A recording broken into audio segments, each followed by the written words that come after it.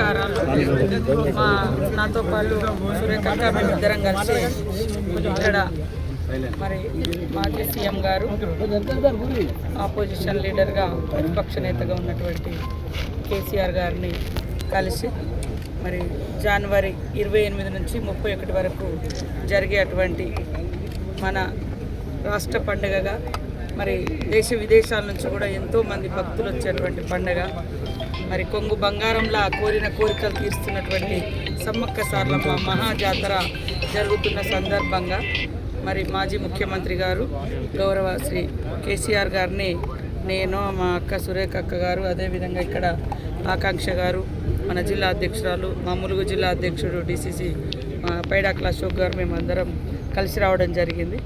వారు మొన్న అసెంబ్లీలో అందరు ఫ్లోర్ లీడర్లకు, అదేవిధంగా ఎమ్మెల్యేస్కి అందరికి కూడా ఆహ్వానం పలకడం జరిగింది.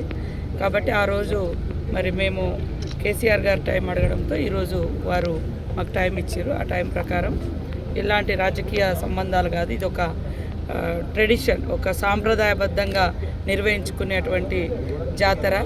ఆదివాసీ బిడ్డలుగా పుట్టినటువంటి సమ్మక్క సారలమ్మలు కానీ ఈ రాష్ట్రంలో కానీ పక్క రాష్ట్రాల్లో కానీ అందరి దేవుళ్ళుగా, ఒక కులము, మతము, ప్రాంతము అనేటువంటి తేడా లేకుండా మరి అందరి కోరిన కోరికలను తీర్చే తల్లులుగా ఉన్నారు. కాబట్టి ఈ యొక్క మహాజాతరకు మేము ఆహ్వానించడం జరిగింది. వారు అదేవిధంగా కేసీఆర్ గారు, వారి సతీమణి శోభమ్మ గారు కూడా ఇద్దరు కూడా కూర్చొని మేము ఇచ్చినటువంటి ఆహ్వానాన్ని స్వీకరించడం జరిగింది.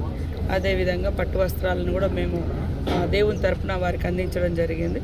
వారు కూడా సంతోషంగా స్వీకరించి రిటర్న్ మాకు కూడా ఇద్దరికి చీరలు పెట్టడం జరిగింది. సంతోషం. ఇది రాజకీయాలు మాట్లాడుకునే టైం కాదు, రాజకీయ వేదిక కాదు. ఇది మన రాష్ట్రంలో 96లోనే సమ్మక్క సారలమ్మ జాతరను స్టేట్ ఫెస్టివల్గా ప్రకటించుకోవడం జరిగింది.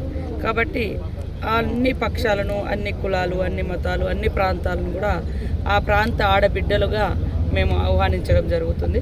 కాబట్టి తప్పకుండా వారు కూడా రావాలని కోరినాం. వారు కూడా సానుకూలంగా స్పందించడం జరిగింది.